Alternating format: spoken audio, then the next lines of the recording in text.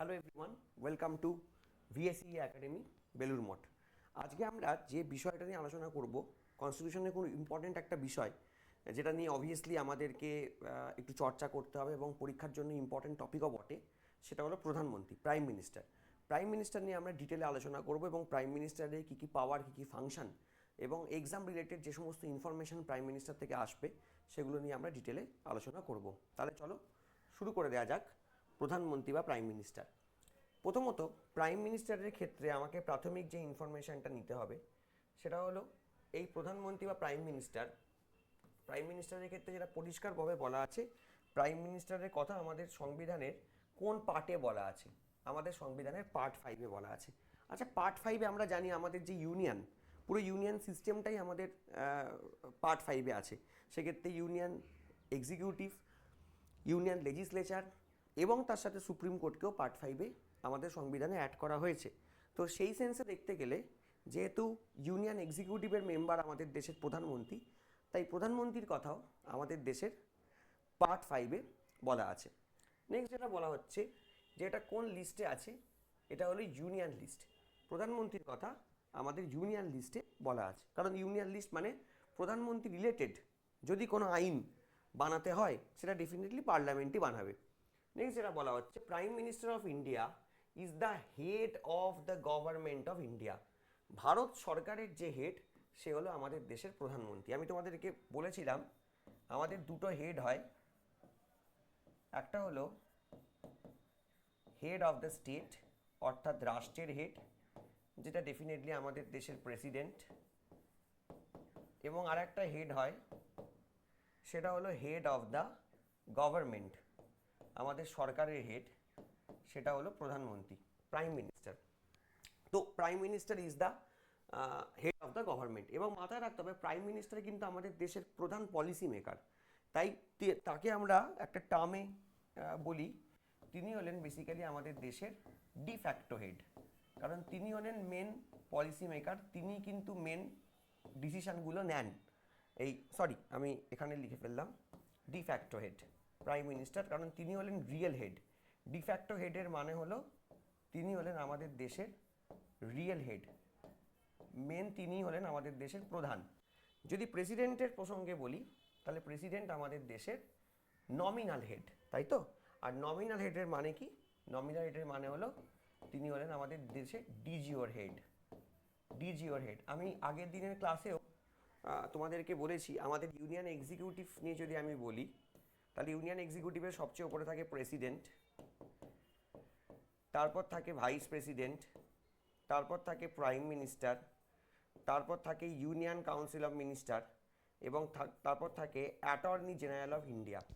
আমাদের মাথায় রাখতে হবে আমাদের দেশে আলটিমেট প্রেসিডেন্টের নামে দেশটা চলে, কিন্তু প্রেসিডেন্টের নামে দেশটা চললেও প্রধানমন্ত্রী এবং ইউনিয়ন কাউন্সিল অফ মিনিস্টারের যে এড এবং অ্যাডভাইস সেই অনুযায়ী প্রেসিডেন্টকে কাজ করতে হয়।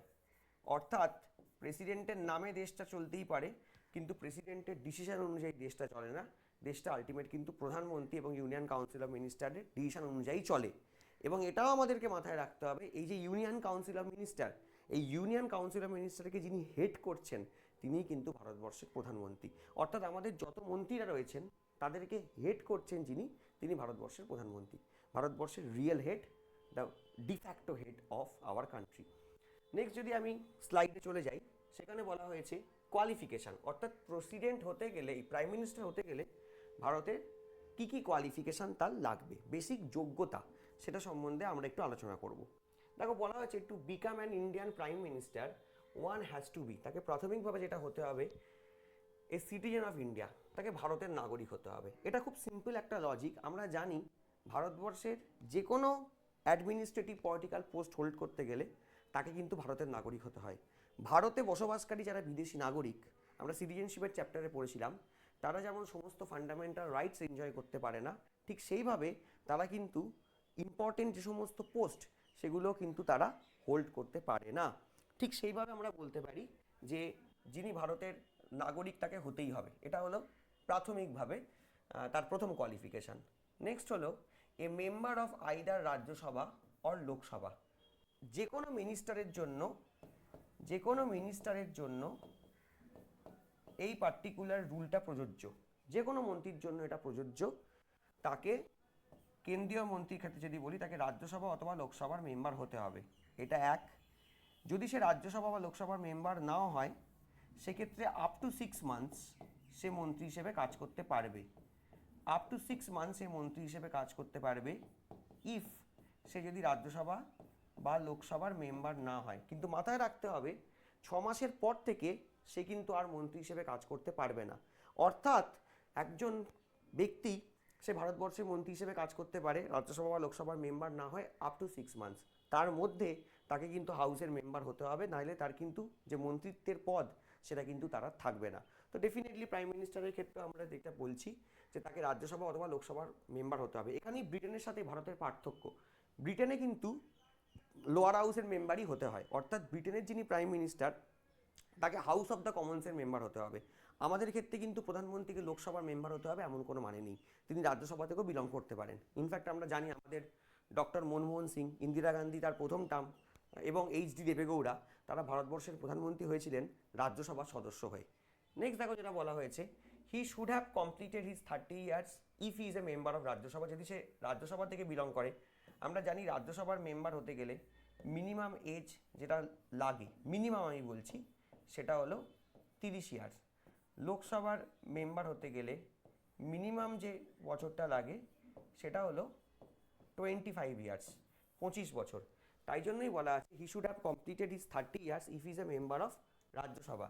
সে যদি রাজ্যসভার মেম্বার হয় তাকে অন্তত 30 বছর বয়স হতে হবে। Or he can be 25 years of age if he is a member of the Lok Sabha. অথবা সে যদি লোকসভার মেম্বার হয় তার কিন্তু অন্তত বয়স হতে হবে 25 বছর। অর্থাৎ প্রধানমন্ত্রী হতে গেলে মিনিমাম বয়স, আমি যদি 30 এবং 25কে পাশাপাশি রাখি, আমাদেরকে বলতে হবে 25 বছর। ঠিক আছে, কিন্তু আদারওয়াইজ ডিপেন্ড করছে তিনি কোন হাউস থেকে আসছেন। তিনি যদি রাজ্যসভা থেকে আসেন মিনিমাম 30, তিনি যদি লোকসভা থেকে আসেন মিনিমাম 25। নেক্সট আমরা প্রধানমন্ত্রীর কোয়ালিফিকেশনের পরে চলে যাই। আর্টিকেল 75, দেখে থাক আর্টিকেল 75-এ যেটা বলা আছে, prime minister shall be appointed by the president. প্রধানমন্ত্রীকে অ্যাপয়েন্ট কে করবে? প্রধানমন্ত্রীকে অ্যাপয়েন্ট করবে ভারতবর্ষের প্রেসিডেন্ট। শুধু প্রধানমন্ত্রী বলে নয়, ভারতবর্ষের প্রেসিডেন্টের এক্সিকিউটিভ ফাংশন, আর্টিকেল 53 যখন আমরা প্রেসিডেন্টের চ্যাপ্টারে পড়েছিলাম, তখন আমরা পড়েছিলাম প্রধানমন্ত্রী এবং অন্যান্য মন্ত্রী সবাইকেই কিন্তু অ্যাপয়েন্ট করে ভারতবর্ষের প্রেসিডেন্ট। তো সেই লজিকে দেখতে গেলে প্রধানমন্ত্রীকেও অ্যাপয়েন্ট করে ভারতবর্ষের প্রেসিডেন্ট। নেক্সট বলা আছে, president of India appoints a person as a prime minister who is either the leader of the party which holds the majority of the seats in the Lok Sabha. অর্থাৎ লোকসভাতে যে পার্টির মেজরিটি অফ দ্য সিটস আছে তার যদি leader হয় তাকে prime minister হিসেবে অ্যাপয়েন্ট করবেন প্রেসিডেন্ট।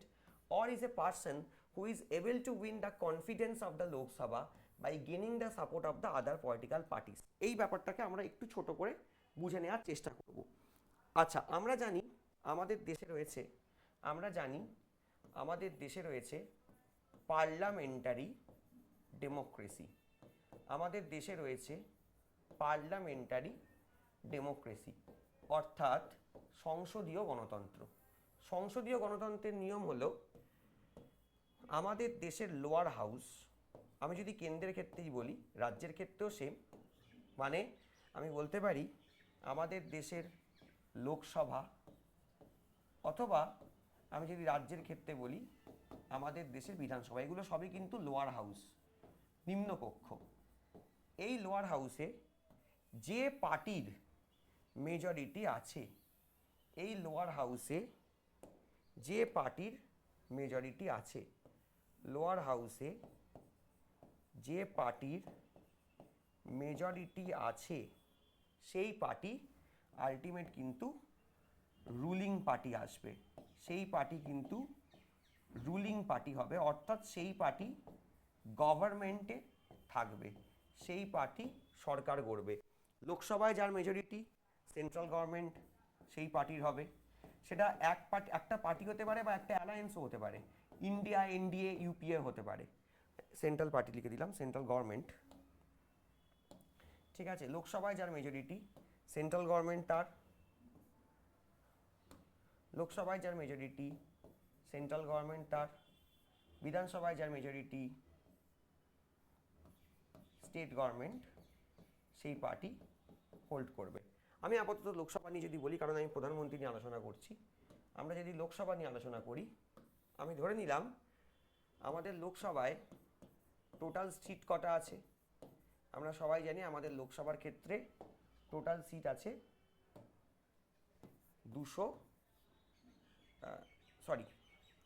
543টা, 543টা। তার মেজরিটি মানে আমি 2কে 543 দিয়ে ভাগ করব, করে যাই বেরোক না কেন সেটাতে আমি 1 যোগ করব। তাহলে 2 দুগুণে 4, 1 14, 2 সাথে 14, 3, 2 একে 2, 1 পয়েন্ট বসিয়ে 0, 2 5-এ 10। অর্থাৎ আমি যদি বলি 271.5 প্লাস 1, সেটা বেরোচ্ছে 272.5। যদি এরকম পয়েন্টে আসে আমরা রাউন্ড অফ করে নেব 273। অর্থাৎ আমরা সংখ্যা পেয়ে গেলাম। এই 273 যে সংখ্যাটা, সেটা হলো আমাদের ক্ষেত্রে absolute majority. Absolute majority. Absolute মেজরিটির মানে কি? অ্যাবসোলুট মেজরিটি সেটাই দরকার হয় আলটিমেট সরকার তৈরি করতে গেলে। সেটা বিধানসভার ক্ষেত্রেও প্রযোজ্য, লোকসভার ক্ষেত্রেও প্রযোজ্য। অ্যাবসোলুট মেজরিটি মানে হলো টোটাল সিটস যা রয়েছে সেটাকে 2 দিয়ে ভাগ করে আমি 1 যোগ করে দেব। তাহলে আমি যদি বলি এই ক্ষেত্রে আমার অ্যাবসোলুট মেজরিটি হলো 273। অর্থাৎ ভারতবর্ষে যখন ভোট হবে, যে দলের কাছে 273টা সিট আছে সেই দল ভারত সরকার তৈরি করবে। কোথায় সিট আছে? লোকসভায়। প্রসঙ্গত তোমরা বলতেই পারো স্যার রাজ্যসভার মেজরিটি ডিপেন্ড করে না। না, মাথায় রাখতে হবে রাজ্যসভায় সরাসরি মানুষ গিয়ে ভোট দেয় না। এটা কিন্তু পার্লামেন্টারি ডেমোক্রেসি, যেখানে মানুষ ভোট দেবে সেই হাউসে যার মেজরিটি সরকার তার। তাই সেই লজিকে দেখতে গেলে লোকসভায় যার মেজরিটি সরকার তার। আবার আমি যদি দেখি রাজ্যের ক্ষেত্রে বিধানসভায় যার মেজরিটি স্টেট গভর্নমেন্ট তার। এই হলো লজিক। তাহলে 273টা সিট আমাকে পেতে হবে। এবার আমি যদি ধরে নাও এরকম একটা ভোটিং হলো। আমি একটা ভোটিংয়ের এক্সাম্পল দিচ্ছি। ভোটিং, এটা হলো সিনারিও 1। সিনারিও 1 এখানে দেখা গেল লোকসভায়, আচ্ছা লোকসভা বাদ দিই, 3টে পার্টি আছে। অবভিয়াসলি লোকসভাতে তো ভোট হচ্ছে।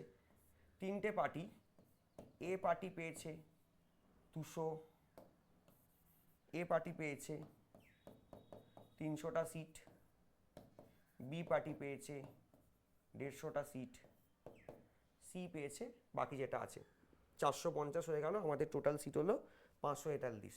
অর্থাৎ 500 মানে 50টা প্লাস 43টা, তার মানে 93টা।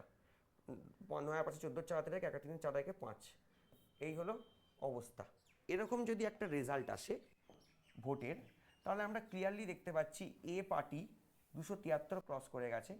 আমরা বলবো এ পার্টি যেটা আছে সে গভর্নমেন্ট ফর্ম করবে, উইল ফর্ম গভর্নমেন্ট। এ পার্টি সরকার তৈরি করবে। এবার আমি যদি দেখে নিই scenario 2,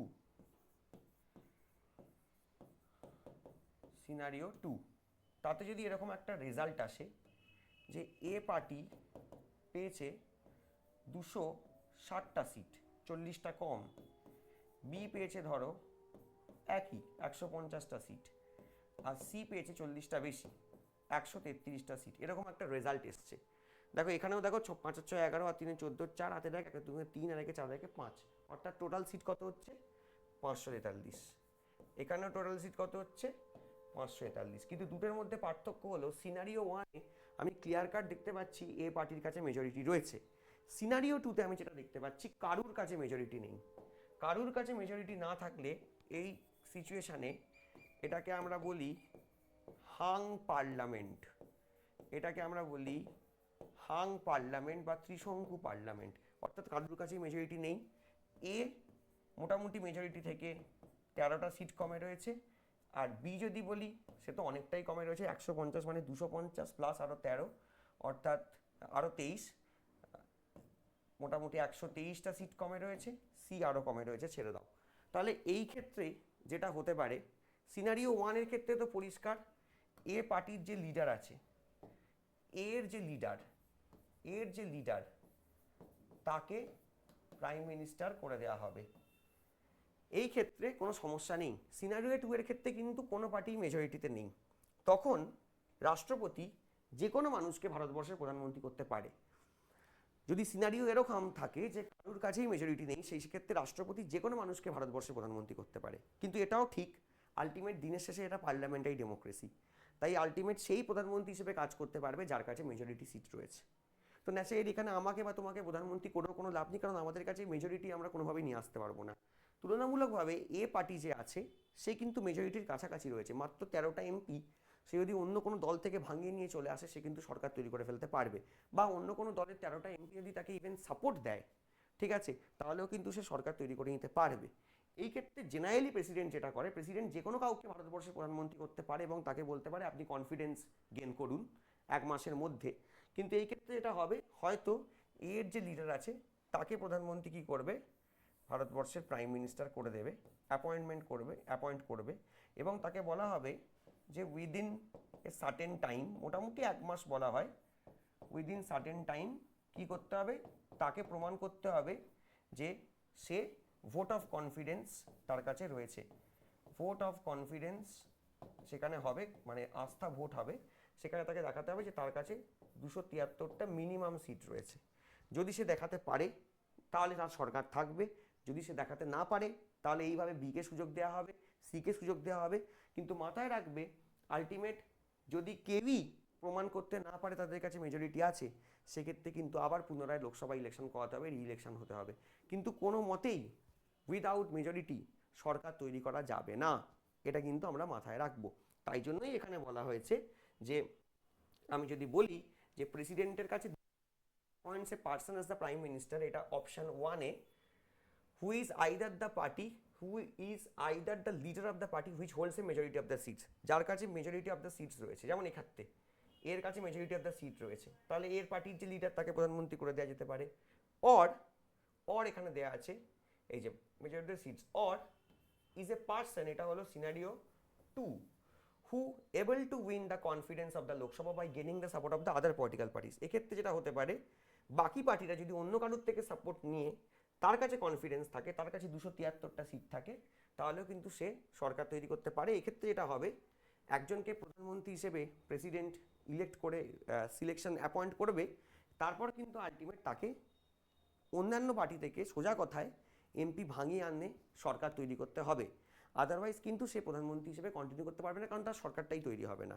because 273 is the magic figure, 273 is the number, যেটাকে কিন্তু তোমাকে পেতেই হবে। তার থেকে বেশি হলে ওয়েল অ্যান্ড গুড, তার থেকে কম হলে কিন্তু সরকার করা যাবে না। এই হলো মোটামুটি basic discussion.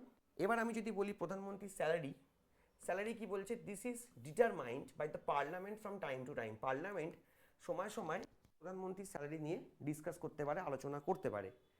He gets the salary and allowances that are payable to a MP.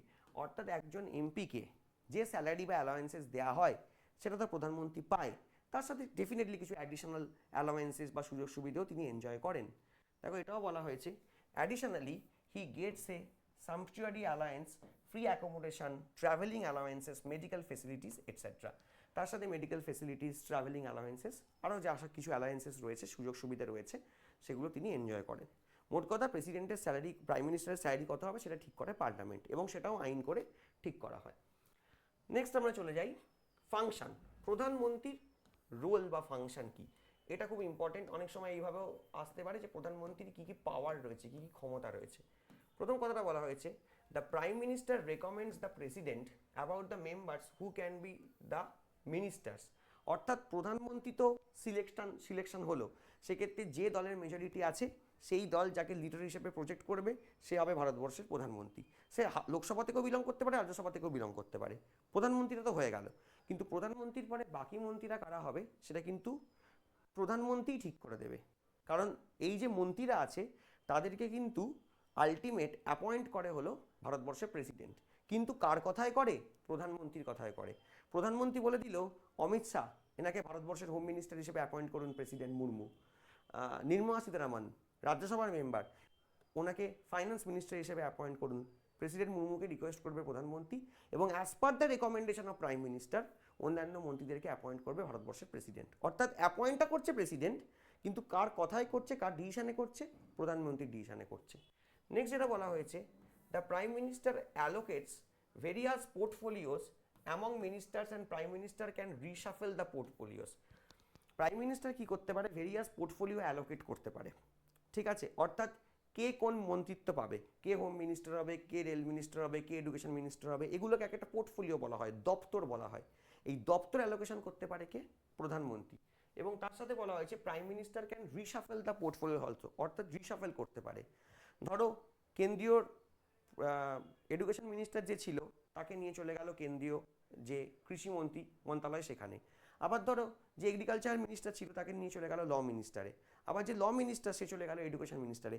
এইভাবে রিশাফেল করতে পারে প্রধানমন্ত্রী। তোমরা দেখেছো আমাদের আগে পীযূষ গোয়েল যেমন রেলমন্ত্রী ছিলেন, তারপর আমাদের অশ্বিনী বৈষ্ণব এখন রেলমন্ত্রী হয়েছে। এটা কিন্তু চেঞ্জ হয় যদি কারুর পারফরমেন্সে প্রধানমন্ত্রী খুশি না থাকেন, বা প্রধানমন্ত্রী যদি মনে হয় যে এই যে মন্ত্রী আছে সে একটা অন্য রোলে বেটার ফিট করবে, সেক্ষেত্রে প্রাইম মিনিস্টার কিন্তু প্রেসিডেন্টকে রিকোয়েস্ট করতেই পারে যে আপনি এই ভদ্রলোককে এই মন্ত্রিত্বটা দিয়ে দিন। বা আবার এমনও দেখা গেছে যে একজন মন্ত্রী সে কিন্তু 2টো বা 3টে পোর্টফোলিও হোল্ড করছে, এটাও ভারতবর্ষে হয়েছে, তাতে আশ্চর্য হওয়ার কিছু নেই।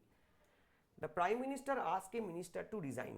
প্রধানমন্ত্রীর যদি মনে হয় যে কোনো একজন মন্ত্রী তার যে পলিসি বা তার যে ক্যাবিনেটের পলিসি সেটার সাথে সে খাপ খাওয়াতে পারছে না, বা কোনো কারণে কোনো একজন মন্ত্রী সে হয়তো তার ক্যাবিনেটের যে পলিসি সেটার বিরুদ্ধাচরণ করছে, সেটার সাথে একই ভাবে সে অ্যালাইন করতে পারছে না নিজেকে, সেক্ষেত্রে কিন্তু প্রধানমন্ত্রী সেই মিনিস্টারকে বলতে পারে যে আপনি রিজাইন করে বেরিয়ে যান।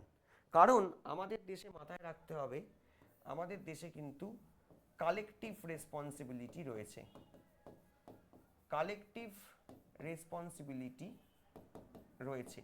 কালেকটিভ রেসপন্সিবিলিটি কথাটা নিয়ে তো ডেফিনেটলি আমরা ডিসকাস করব, আলোচনা করব, কিন্তু তার আগে একটা জিনিস মাথায় রাখতে হবে, আমাদের দেশে যে মন্ত্রী যারা হন তাদেরকে কিন্তু কালেকটিভলি কাজ করতে হয়।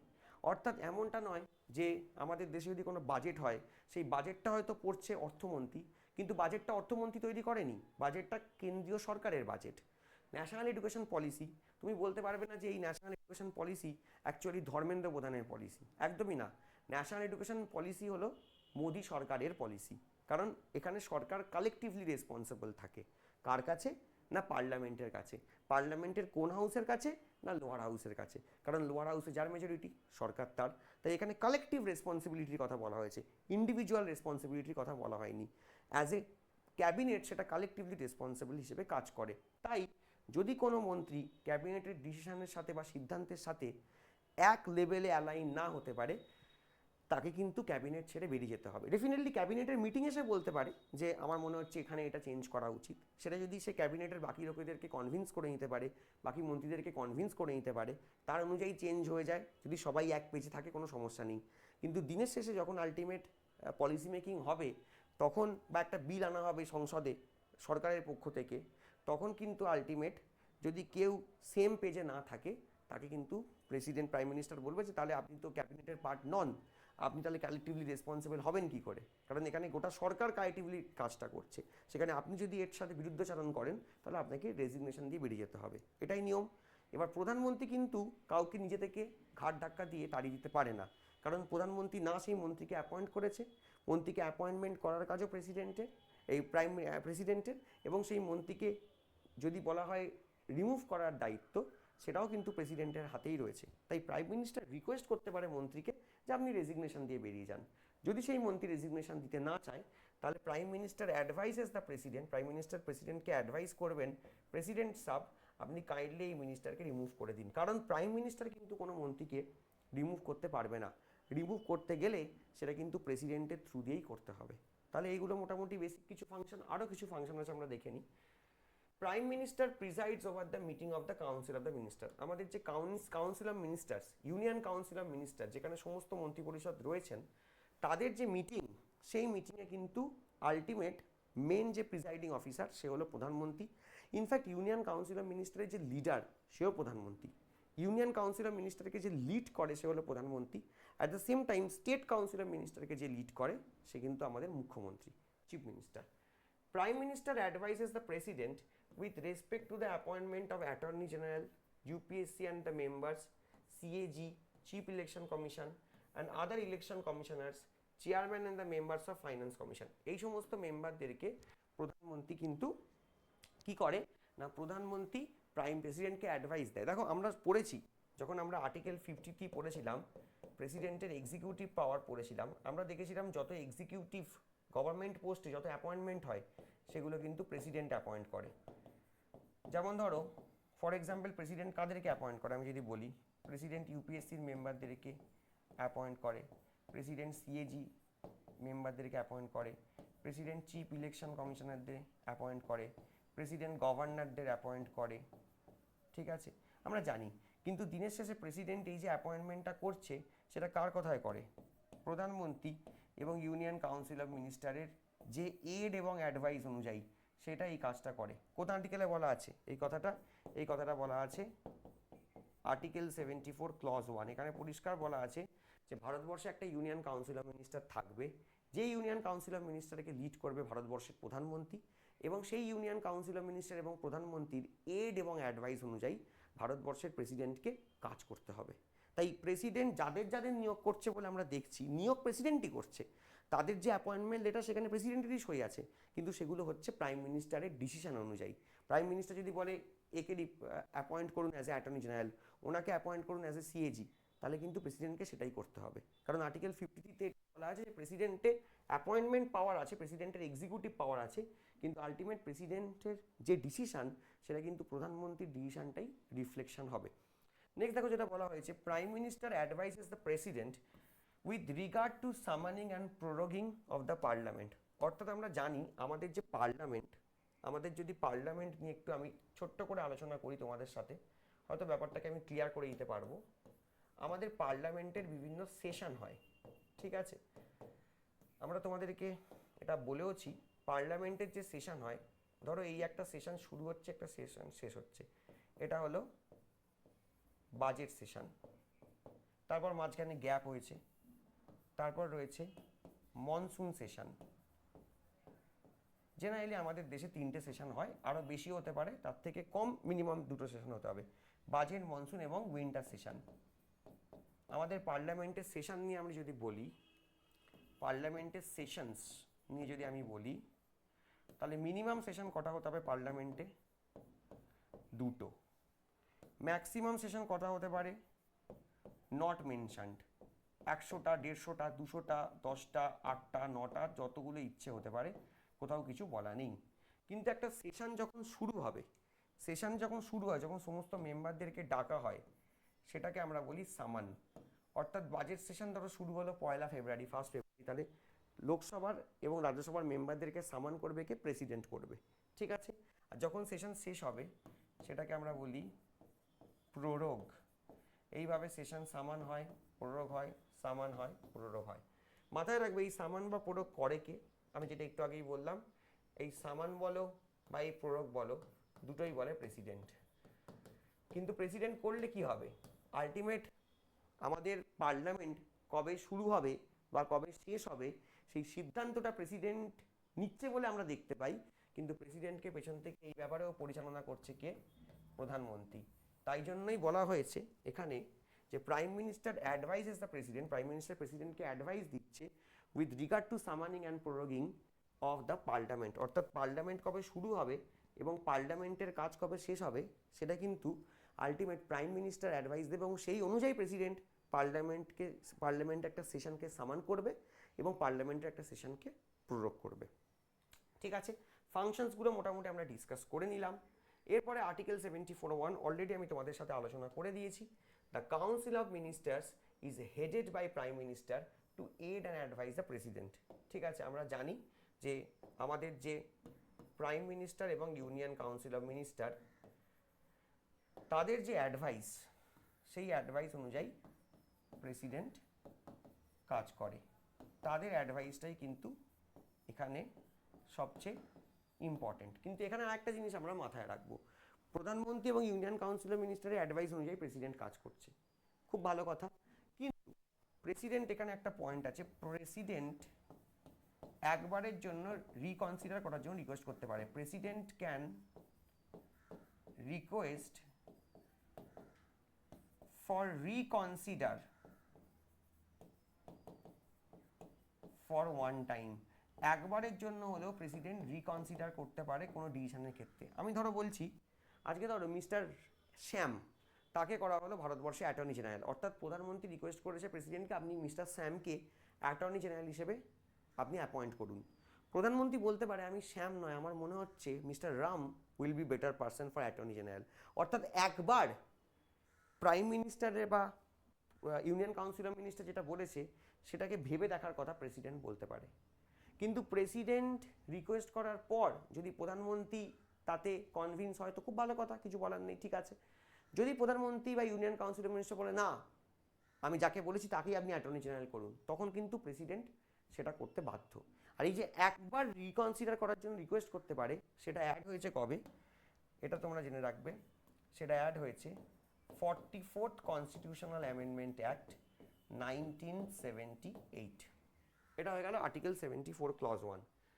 নেক্সট আর্টিকেল 75 ক্লজ 5 কি বলেছে, পরিষ্কার করে বলা আছে, if a person who is not a member of either of the house of the parliament can be appointed as minister. একজন ব্যক্তি, সে যদি লোকসভারও মেম্বার না হয়, সে যদি রাজ্যসভারও মেম্বার না হয়, এরপরেও সে মিনিস্টার থাকতে পারে।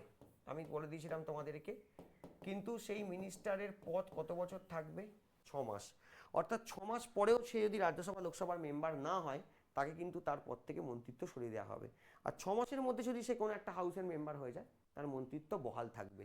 কি বলা আছে, a person who is not a member of either house, যে রাজ্যসভা লোকসভা কোনো হাউসেরই মেম্বার নয়, of the parliament can be appointed as a minister, তারপরেও সে মিনিস্টার হতে পারে, but he has to become a member of either house of the parliament within a period of 6 months from the date of appointment as a minister. কিন্তু তাকে যেটা বলা আছে যে তাকে যখন মিনিস্টার হিসেবে অ্যাপয়েন্ট করা হচ্ছে, তার 6 মাসের মধ্যে কোনো না কোনো হাউসের তাকে মেম্বার হতে হবে, আদারওয়াইজ কিন্তু তার মন্ত্রিত্ব থাকবে না, যেটা আমি আগেও বলে দিয়েছি আর্টিকেল 75 ক্লজ 5। দেখো কালেকটিভ রেসপন্সিবিলিটি এখানে কি বলেছে, the fundamental principal underlying the working of parliamentary system of government is the principal of collective responsibility. খুব ইম্পর্টেন্ট একটা ফিচার এই কালেকটিভ রেসপন্সিবিলিটি। নেক্সট কি বলছে, council of ministers is collectively responsible to Lok Sabha. Council of minister কাছে responsible থাকে, লোকসভার কাছে responsible থাকে। কেন? কারণ আমরা জানি লোকসভাতে যার মেজরিটি, লোকসভাতে যার মেজরিটি, লোকসভাতে যার কাছে 273টা মিনিমাম সিট আছে, সে আলটিমেট গভর্নমেন্ট ফর্ম করবে, সে ultimate council of minister form করবে। তাই কাউন্সিল অফ মিনিস্টার রেসপন্সিবল থাকে কার কাছে, যদি বলা হয় কাউন্সিল অফ মিনিস্টার রেসপন্সিবল থাকে লোকসভার কাছে। আমরা এটাকেই একটু বলতে পারো ইন জেনারেল সেন্সে বলি যে executive is responsible to legislature. Executive লেজিসলেচারের কাছে রেসপন্সিবল। কিন্তু যদি এটাকে তুমি একদম ডিটেলে আরও মাইনিউটলি বলতে চাও, আমাকে বলতে হবে এক্সিকিউটিভের মধ্যে কোন পার্টটা, তাহলে হবে ইউনিয়ন কাউন্সিল অফ মিনিস্টার। এটাকেই লিড করছে প্রধানমন্ত্রী, তাহলে ইউনিয়ন কাউন্সিল অফ মিনিস্টারের একটি পার্ট হলো প্রধানমন্ত্রী। তাহলে union council of minister is responsible two Lok Sabha, কারণ লোকসভায় যার majority, union council of minister তার। হলো, তাহলে এইটার পরে আমরা আর কয়েকটা পয়েন্টস বলি, তাহলে শেষ হয়ে যাবে। নেক্সট বলছে they work as a team, swim and sink together. তারা একসাথে ডোবে এবং একসাথে ভাসে। আমি তোমাদেরকে একটু আগেই বলছিলাম, যদি এমন হয় যে কোনো একজন মন্ত্রী হয়তো আমাদের যে কাউন্সিল অফ মিনিস্টার বা ক্যাবিনেট, কাউন্সিল অফ মিনিস্টারেরই মেনলি মোস্ট ইম্পর্টেন্ট মিনিস্ট্রি যেটা, সেগুলোকে ক্যাবিনেট বলে, বাকি মিনিস্টার অফ স্টেটস রয়েছে, ডেপুটি মিনিস্টার্স রয়েছে। আলটিমেট কিন্তু যখন ক্যাবিনেটের মিটিং হবে, যখন ইউনিয়ন কাউন্সিল অফ মিনিস্টারের মিটিং হবে, তখন কোনো একজন মন্ত্রী কোনো একটা পলিসির ব্যাপারে সে সহমত পোষণ নাও করতে পারে, কিন্তু যখন সেটা একবার বাইরে জনসমক্ষে চলে আসবে, তখন কিন্তু আলটিমেট ধরে নিতে হবে যারা যারা এই মুহূর্তে সরকারে রয়েছে তারা কিন্তু সবাই ওই পার্টিকুলার ডিসিশনটার সাথে সহমত। কারণ এটা সরকারের ডিসিশন, এটা ইন্ডিভিজুয়াল নরেন্দ্র মোদী, ধর্মেন্দ্র প্রধান এদের ডিসিশন নয়, এটা সরকারের ডিসিশন, তাই তো? তাই এখানে কালেকটিভলি কাজ হয়, তারা একসাথে ভাসে, একসাথে ওঠে, ঠিক আছে?